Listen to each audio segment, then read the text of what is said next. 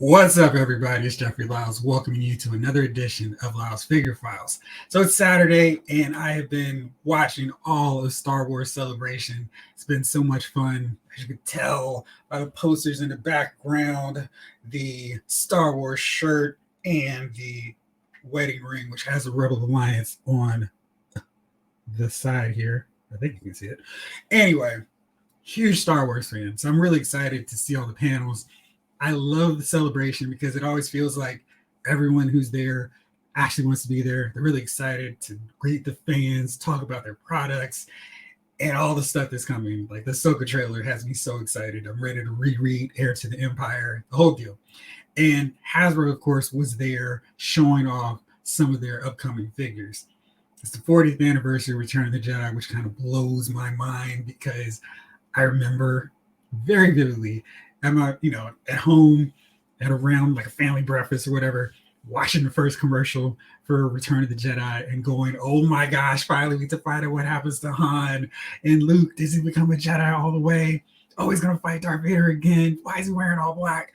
So many cool memories from that movie. And it's crazy to think that after Return of the Jedi, we had so much more to go. We had 2 more trilogies.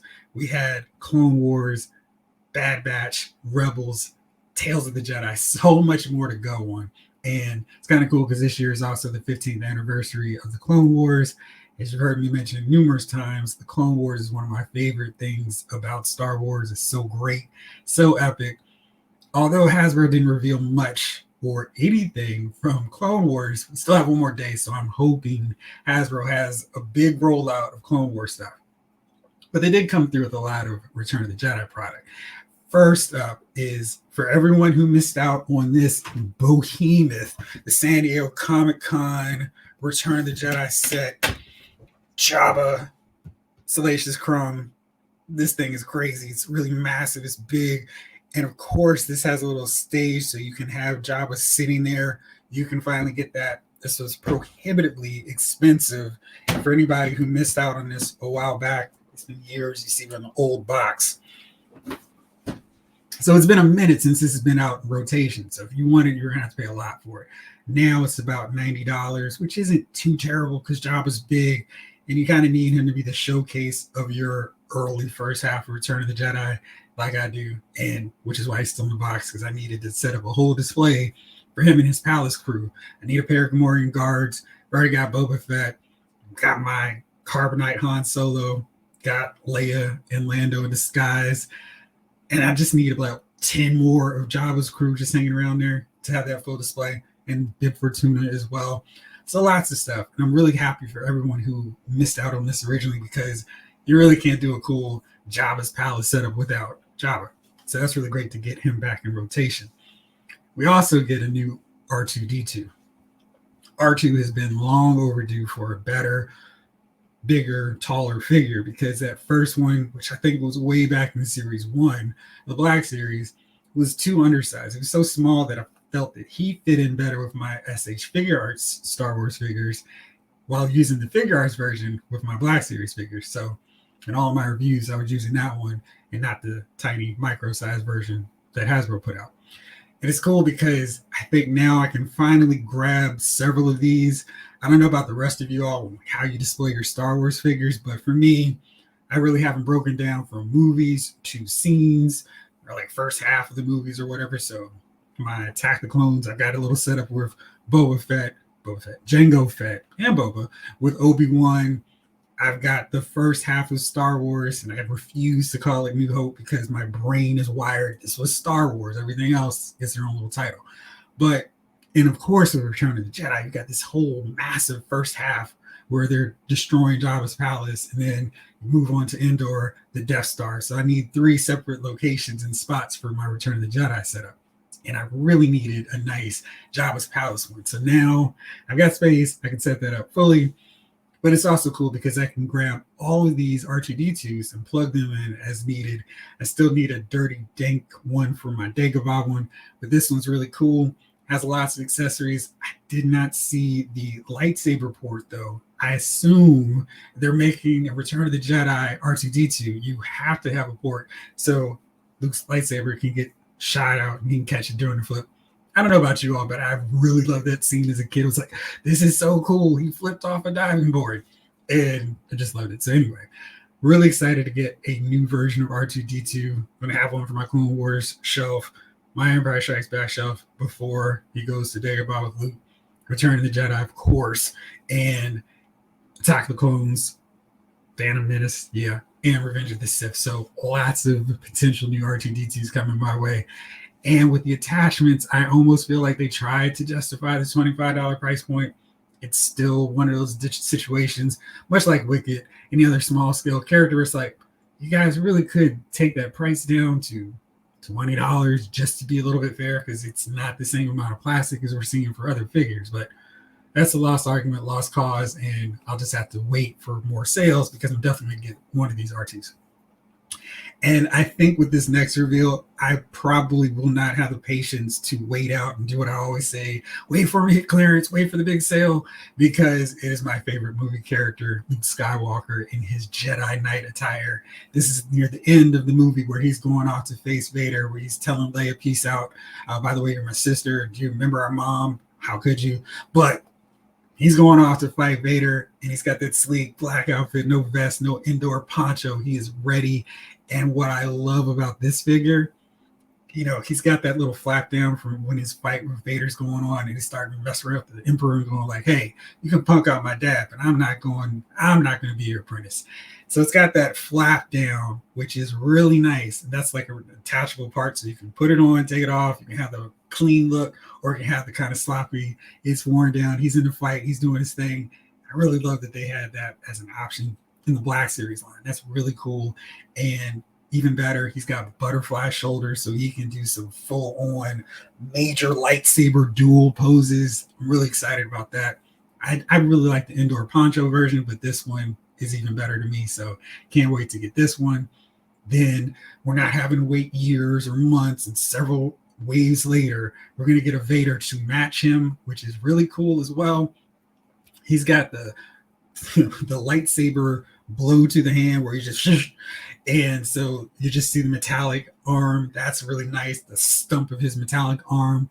And then removable helmet, which I kind of feel like the head sculpt looks a little bit more like Hayden Christensen, which is kind of interesting, but it's got that iconic look, so I can see you with my own eyes. So I can take that off and have him sitting there. I won't leave you. I have to save you. You already have. Sorry, I'm going into Star Wars quote mode. Apologies. So we got that figure, and he looks to have pretty good articulation as well. And I think maybe they did some tweaks to his elbows, so maybe he can do a little bit more butterfly shoulder joints as well. I'd be really happy to see that, but that's one of my favorite fight scenes, period. So really looking forward to doing that with these new and enhanced figures.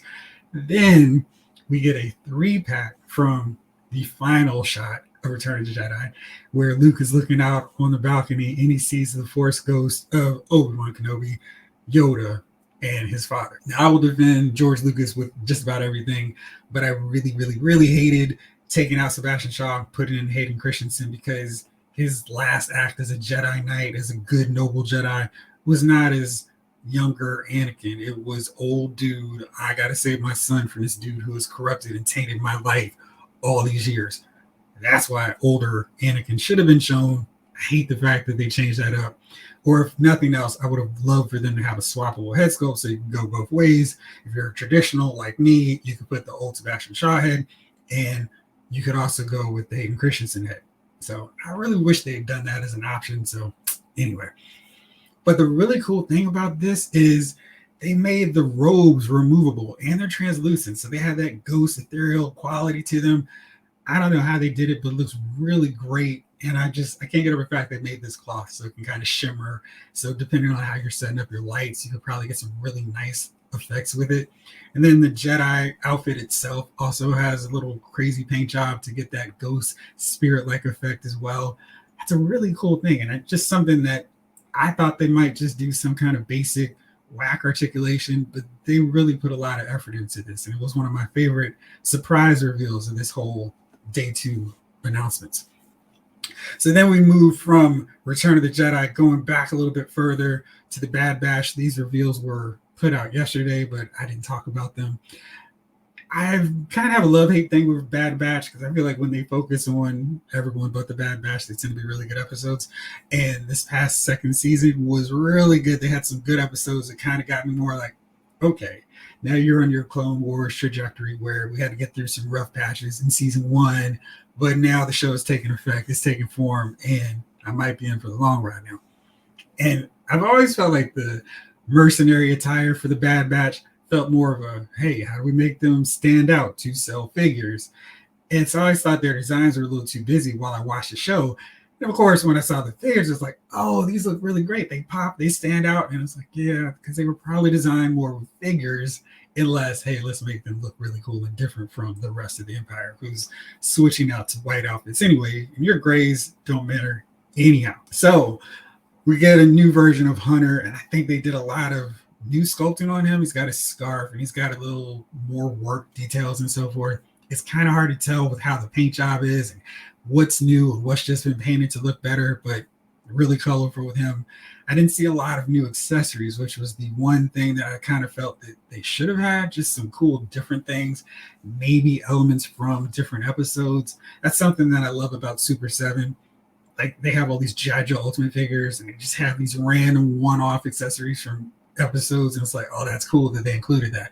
I wish Hasbro would incorporate more of that to accessories where it's like, yeah, of course we get the blasters, we get the knife, the machetes or whatever, but it'd be really fun to have some one-off kind of device, gadget, or something that they stole on their quest to bring back to Sid and be like, hey, here we go, this is something we're throwing in to be a new accessory. So we got him, of course, Wrecker, Tech, Echo, and now I'll have this new paint job. I feel like Omega really is the standout in terms of the season 2 looks. Omega comes with a different head sculpt, which is awesome because that's something else they really should be doing more of, with the helmet all the way on. And then, of course, her longer hair kind of flowing with the default head, excuse me. So then we've got them. I think getting them all together is going to look really cool on a display, especially with all those colors. I feel like they're really going to pop. I don't know if I'm going to feel the need to get them because I like the original costumes a little bit. I thought they stood out well amongst the rest of the clone troopers because they were in that black gray. So they really looked like unique clones. And this one's kind of like, all right, here's everybody getting a new fresh color. So I don't know, maybe when they're on sale or clearance, I may pick them up. But I think these are really cool for people who like those season 2 looks. Then we get a clone commando figure. This is really basic, really plain. It's an basically all white attire, and it's another figure you can throw into your clone army ranks. Won't complain about that. I'm sure that price tag is going to make me go, but do I need it right now?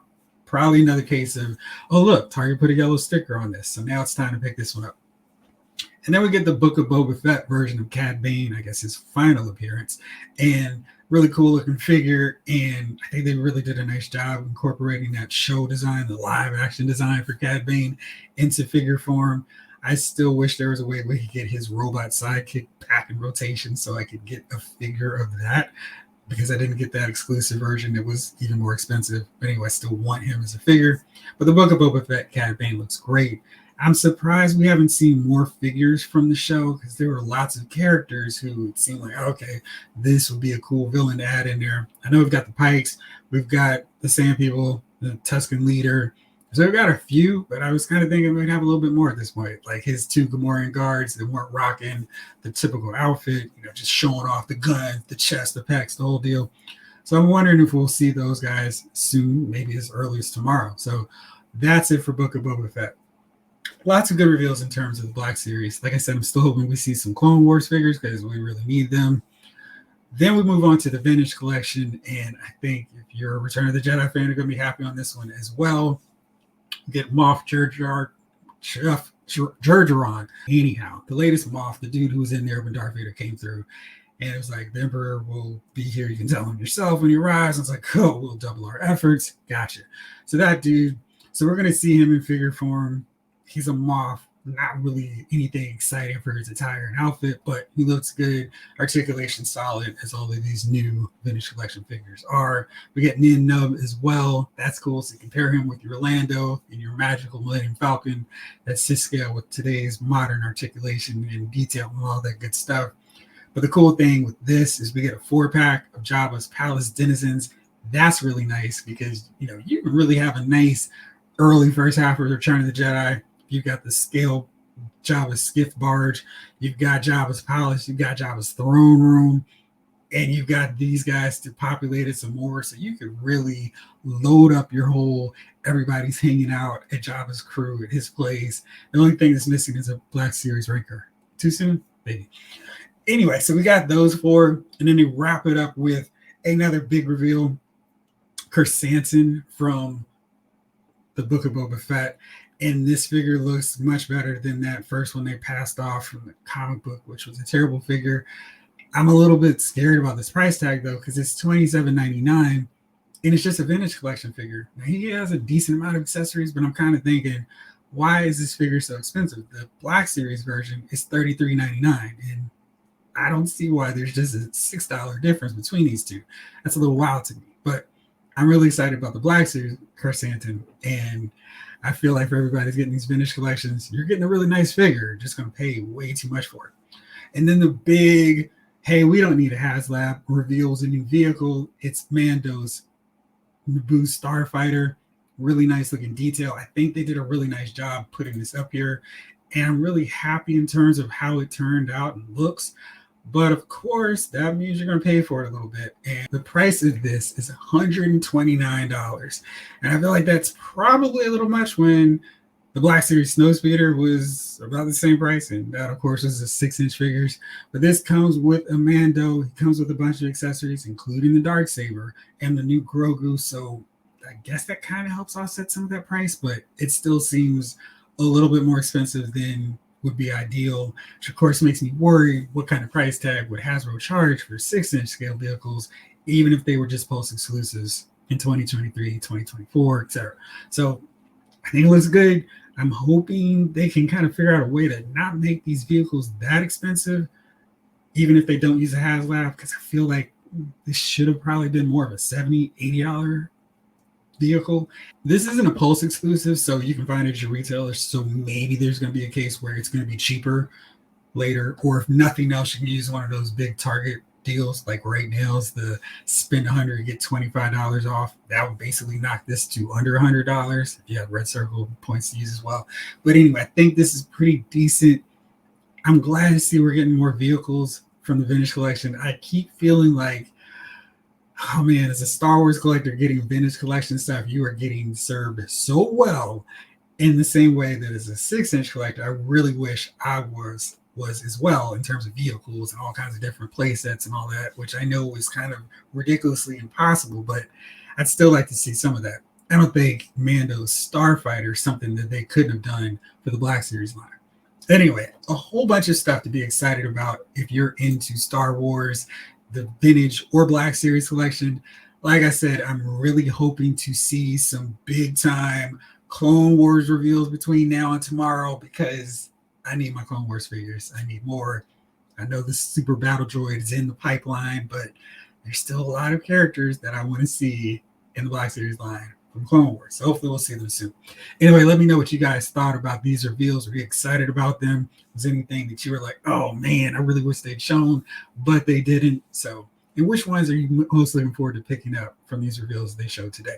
As always, thank you so much for watching. This episode of the House Figure Files has been filed.